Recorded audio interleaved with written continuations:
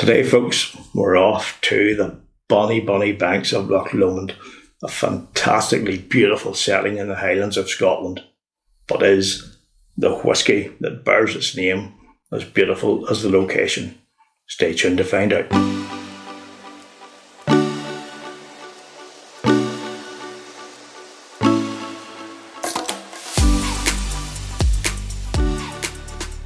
What's up, whisky lovers? Thanks for joining me for another episode of Whisky Straight. I'm Big Al.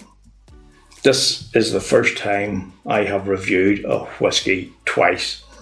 This time last year I reviewed this because it was the official whisky of the Irish Gulf Open Championship.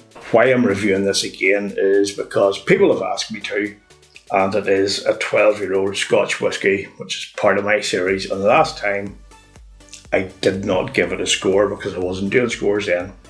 But what I will say is this is probably the Scotch whisky of the 12-year-old range that I have bought the most, and that's because it's available in my local store.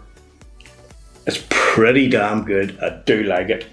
And to top it all off, it's made by a top bloke from Northern Ireland, a guy called Michael Henry, up from the north coast. And you know what? You gotta blow the trumpet when it comes to Irish master distillers, and he's a great guy. What can we say about the Loch Lomond 12? Right, it's 46%, it's non-chill filtered, doesn't say anything about colouring, so we can assume it probably is coloured. On the downside, it's normally was available at 35 quid. Now it seems to have gone up to 40, although if you look at Master and Malt in a couple of places online, you can still get some bottles for 35, but officially it's up to 40, which really is a shame. What I want to do now is just get right into this, tell you what it's like, tell you what the notion is, tell you what the tasting is, and see if it's up to speed. Do you take the high road or the low road? Let's find out. Sláinte. So on the nose, right off, it's very fruity. There's pear, really very abundant in pear, malt, a bit of orange, and with that orange comes a slight, subtle bit of peat. And then the orange comes through a wee bit more. It's a wee bit more rich. The peat's still there, a slight hint of smoke.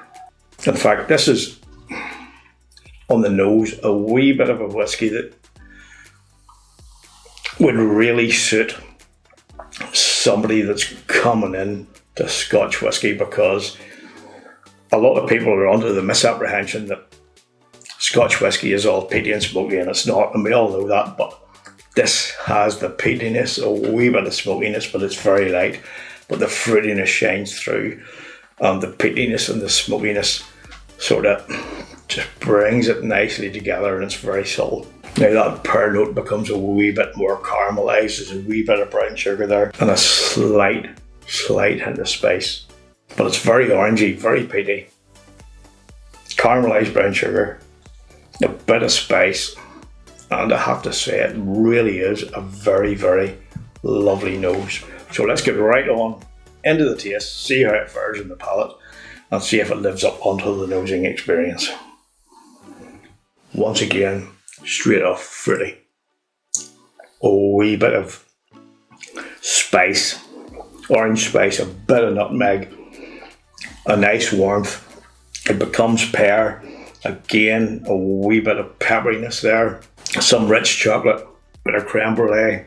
It's creamy, a tad drying, but a lot of flavour right off. So let's give it a go again. Orangey, creamy, chocolatey, a bit malty, a nice coating mouthfeel, creamy. But again, that pear note comes through with a bit of orange. There's a bit of dark chocolate there as well. As it develops across the palate towards the back, there is a nice note of gentle vanilla. The pear is still very, very apparent. The orangey flavour becomes a wee bit effervescent in a way. And on the back of that effervescence, that mashed caramelised pear note comes through, and with a bit of chocolate, a bit of creme brulee, a bit of demerara sugar. This is a bloody good whisky. It was Alan, the whisky friend, who actually pointed me in the direction of this. And when Alan gives you a recommendation for a whisky, particularly a Scotch, you sit up, you take notice. And that's what I did. And then it became a staple for me. In terms of a score, I would give this probably an 87. This is a lovely whisky. It's a great nose. It's great on the palate. The finish is kind of medium, a wee bit drying, but it retains those sort of like chocolatey, tannic flavours. So there you go, folks. That's another 12-year-old Scotch whisky done. Pretty damn good one. Bit too pricey in my opinion, but if you get the chance to try it, pick it up and let me know what your thoughts are. If you've had a bottle of this, let me know what you think, and as usual, comment down below. And in the meantime, make sure you look after yourselves, look after each other, take care, and remember, as always, drink your whisky the way you like it. Sláinte.